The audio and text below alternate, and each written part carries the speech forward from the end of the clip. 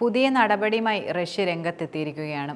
റഷ്യയുടെ കടുത്ത മുന്നറിയിപ്പ് അവഗണിച്ചും കൂടുതൽ ദീർഘദൂര മിസൈലുകൾ യുക്രൈന് നൽകിയും റഷ്യയെ ആക്രമിക്കാനുള്ള നാറ്റോ സഖ്യരാജ്യങ്ങളുടെ നീക്കത്തിനെതിരെ പുതിയ നീക്കങ്ങളാണിപ്പോൾ റഷ്യ തുറന്നിരിക്കുന്നത്. റഷ്യൻ സൈന്യം പ്രധാനമായും പദ്ധതി തയ്യാറാക്കിയിരിക്കുന്നത് ഇനി റഷ്യൻ മണ്ണിൽ നാറ്റോ രാജ്യങ്ങളുടെ മിസൈൽ വീണാൽ അമേരിക്കയുടെയും ബ്രിട്ടന്റെയും ഫ്രാൻസിന്റെയും ഉൾപ്പെടെ 42 തന്ത്രപ്രധാന മേഖലകൾ ആക്രമിക്കാനാണ്. ഇതിനായി റഷ്യയുടെ ഏറ്റവും പുതിയ ഒറൈഷ്നിക് ഹൈപ്പർസോണിക് ബാലിസ്റ്റിക് മിസൈൽ ഉൾപ്പെടെ വൻ നശീകരണ ശേഷിയുള്ള ആയുധങ്ങളാണ് തയ്യാറാക്കിയിരിക്കുന്നത്. ആണവ പോർമുന ഉൾപ്പെടെ വഹിക്കാൻ കഴിയുന്ന ഈ മിസൈലിനെ തടയാൻ ഇന്ന് നിലവിലുള്ള ഒരു വ്യോമ പ്രതിരോധ സംവിധാനത്തിനും കഴിയുകയില്ല എന്നതും ശ്രദ്ധേയമായ കാര്യമാണ്. ഒറൈഷ്നിക് എന്ന മിസൈൽ റഷ്യയുടെ പക്കൽ ഉണ്ടെന്ന് ലോകം അറിഞ്ഞത് തന്നെ റഷ്യ ഇതിന്റെ പരീക്ഷണം യുക്രൈന് നേരെ നടത്തിയപ്പോൾ മാത്രമായിരുന്നു. പുറത്തുവരുന്ന മറ്റൊരു വാർത്ത എന്നത് അമേരിക്കയും ബ്രിട്ടനും അനുവദിച്ചതുപോലെ ഫ്രാൻസും റഷ്യക്കെതിരെ ദീർഘദൂര മിസൈൽ ഉപയോഗിക്കാൻ യുക്രൈന് അനുമതി നൽകിയതായിട്ടാണ്. ഇതിന് പിന്നാലെ അമേരിക്കയ്ക്കും അവരുടെ സൈനിക സഖ്യമായ നാറ്റോയ്ക്കുമെതിരെ നടത്തേണ്ട ആക്രമണം സംബന്ധിച്ച് റഷ്യയും കൃത്യമായ പദ്ധതികൾ തയ്യാറാക്കി കഴിഞ്ഞു. പ്രമുഖ റഷ്യൻ മാധ്യമം ഒറൈഷ്നിക് മിസൈലിന്റെ ടാർഗറ്റ് സംബന്ധിച്ച് ഒരു ലിസ്റ്റ് തന്നെ ഇപ്പോൾ പുറത്തുവിടുകയുണ്ടായി. ഇതിൽ പ്രധാനമായും ഉൾപ്പെട്ടിരിക്കുന്നത് 42 സൈനിക താവളങ്ങളാണ്. അതിൽ 6 പ്രധാനമായും ഉള്ളത് ബ്രിട്ടനിലാണ്. ഇതിന് പുറമെ Poland, Estonia, Lithuania, Romania, Bulgaria, Kosovo, Finland, Sweden, Germany, Belgium, Netherland, Italy, Greece, Spain, Portugal എന്നീ രാജ്യങ്ങൾ പ്രവർത്തിക്കുന്ന അമേരിക്കയുടെയും നാറ്റോ രാജ്യങ്ങളുടെ താവളങ്ങളും റഷ്യയുടെ ഹിറ്റ് ലിസ്റ്റിൽ പെട്ടിട്ടുണ്ട് എന്നതാണ് മറ്റൊരു കാര്യം. ഈ സൈനിക കേന്ദ്രങ്ങൾ ലക്ഷ്യമിട്ട് ഏതു നിമിഷവും തൊടുക്കാൻ പറ്റുന്ന രൂപത്തിലാണ് ഒറൈഷ്നിക് ഹൈപ്പർസോണിക് മിസൈലുകൾ തയ്യാറാക്കി പ്രധാനമായും വെച്ചിരിക്കുന്നത്. റഷ്യ ആക്രമിക്കാൻ തീരുമാനിച്ചാൽ ഒരേ സമയം തന്നെ ഈ ടാർഗറ്റുകൾ ആക്രമിക്കപ്പെടുമെന്നതും ഉറപ്പാണ്. അമേരിക്കയുടെയും നാറ്റോ രാജ്യങ്ങളിലെ വിമാനവാഹിനി കപ്പലുകൾ ഉൾപ്പെടെയുള്ള യുദ്ധക്കപ്പലുകളും നിലവിലിപ്പോൾ സുരക്ഷിതമല്ല. ഹൂതികളുടെ ആക്രമണം ചെറുക്കാൻ തന്നെ പാടുപെടുന്ന ഈ കപ്പലുകൾക്ക് നേരെ ഒറൈഷ്നിക് പറന്നു വന്നാലുള്ള അവസ്ഥ തികച്ചും ദയനീയമായിരിക്കും. റഷ്യൻ പ്രസിഡന്റ് വ്ളാഡിമിർ പുടിൻ യഥാർത്ഥ യുദ്ധം വരാനിരിക്കുന്നതേയുള്ളൂവെന്നാണ് യുക്രൈൻ റഷ്യ സംഘർഷം ആരംഭിക്കുന്നതിന് മുമ്പ് തന്നെ അറിയാമായിരുന്നു. അതുകൊണ്ടാണ് പ്രധാനമായും ഇതുവരെ യുക്രൈനെതിരെ റഷ്യ യുദ്ധം പ്രഖ്യാപിക്കാതിരുന്നത്. റഷ്യ ഇതുവരെ പോരാട്ടം നടത്തിയിരിക്കുന്നത് കേവലം ഒരു സൈനിക നടപടി കൊണ്ട് മാത്രമാണ്. ഒറൈഷ്നിക്കിൽ ആണവ പോർമുന ഘടിപ്പിക്കാതിരുന്നതും അതുകൊണ്ടാണെന്ന് പറയാം.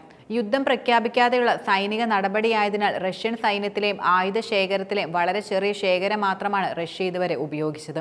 പ്രധാനമായും വലിയ യുദ്ധം വന്നാൽ നേരിടുന്നതിനുള്ള കരുതലായിരുന്നു ഇതെന്നും പറയാം. എന്നാൽ ഇപ്പോൾ സ്ഥിതി വളരെയധികം വ്യത്യസ്തമാണ്. പുടിന്റെ പ്രതീക്ഷയനുസരിച്ചാണ് ഇപ്പോൾ കാര്യങ്ങൾ സംഭവിച്ചുകൊണ്ടിരിക്കുന്നത്. റഷ്യയിലേക്കുള്ള പാശ്ചാത്യ ശക്തികളുടെ മിസൈൽ പ്രയോഗം ഒരു യുദ്ധപ്രഖ്യാപനമായാണ് പുടിൻ പ്രധാനമായും കാണുന്നത്. അതുകൊണ്ട് മാത്രമായിരിക്കാം ശക്തമായി തിരിച്ചടിക്കാനും പദ്ധതി തയ്യാറാക്കിയിരിക്കുന്നത്.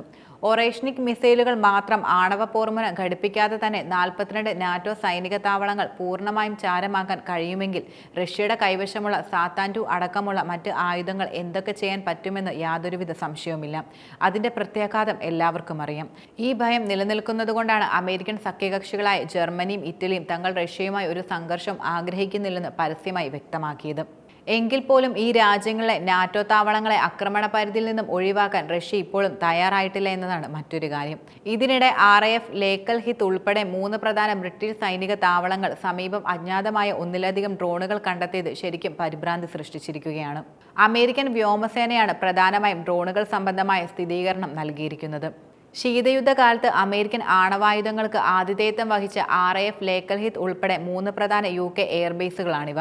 അമേരിക്കൻ വ്യോമസേനയുടെ യൂറോപ്യൻ കമാൻഡർ വക്താവ് പറയുന്നത് നവംബർ 20-നും 22-നും ഇടയിൽ സഫോക്കിലെ RAF ലേക്കൽ ഹിത്ത്, RAF മിൽഡൻഹാൾ, നോർഫോക്കിലെ RAF ഫെൽട്ടൺ എന്നിവയ്ക്ക് മുകളിലൂടെ ചെറിയ ആളില്ലാ വിമാനങ്ങൾ നിരീക്ഷണം നടത്തിയിട്ടുണ്ട് എന്നാണ്. സംശയാസ്പദമായ ഈ ഡ്രോണുകൾക്കെതിരെ എന്തെങ്കിലും വ്യോമ പ്രതിരോധ സംവിധാനങ്ങൾ ഏർപ്പെടുത്തിയിട്ടുണ്ടോ എന്നതിനെക്കുറിച്ച് പ്രതികരിക്കാൻ അമേരിക്കൻ സൈനിക പ്രതിരോധ ആസ്ഥാനമായ പെന്റഗണും നിലവിൽ വിസമ്മതിച്ചിട്ടുണ്ട്. ഡ്രോണുകൾക്കെതിരെ എടുത്ത നിർദ്ദിഷ്ട സുരക്ഷാ നടപടികളെക്കുറിച്ച് അഭിപ്രായം പറയാൻ ബ്രിട്ടീഷ് പ്രതിരോധ മന്ത്രാലയം വിസമ്മതിക്കുകയായിരുന്നു. സൈന്യം ഭീഷണികളെ ഗൗരവമായി എടുക്കുമെന്നും നിർണായക പ്രതിരോധ സൈറ്റുകളിൽ ശക്തമായ നടപടി പാലിക്കണമെന്നും സൈനിക വക്താവ് ആവശ്യപ്പെടുകയും ചെയ്തിട്ടുണ്ട്. റിപ്പോർട്ടുകൾ സൂചിപ്പിക്കുന്നത് ഡ്രോണുകൾ നിരീക്ഷണം നടത്തിയ RAF ലേക്കൽ ഹിത്ത് 2008-ൽ ഡ്രോഡൌൺ വരെ 110 അമേരിക്കൻ വാർ ഹെഡുകളാണ് കൈവശം വെച്ചിരിക്കുന്നതെന്നാണ്. അജ്ഞാത ഡ്രോണുകൾ എത്തിയതും റഷ്യയുടെ തയ്യാറെടുപ്പ് പരിശോധിക്കുമ്പോൾ നാറ്റോ സഖ്യത്തിനെതിരെ അണിയറയിൽ വൻ ആക്രമണ പദ്ധതിയാണ് തയ്യാറാക്കുന്നതെന്നാണ് നിലവിൽ വിലയിരുത്തപ്പെടുന്നത്. റഷ്യയുടെ നീക്കങ്ങൾ അമേരിക്കയിലെയും ബ്രിട്ടനിലെയും ജനങ്ങൾക്കിടയിൽ വലിയ ഭീതിക്ക് കാരണമായിട്ടുണ്ടെന്നതും യാഥാർത്ഥ്യമാണ്.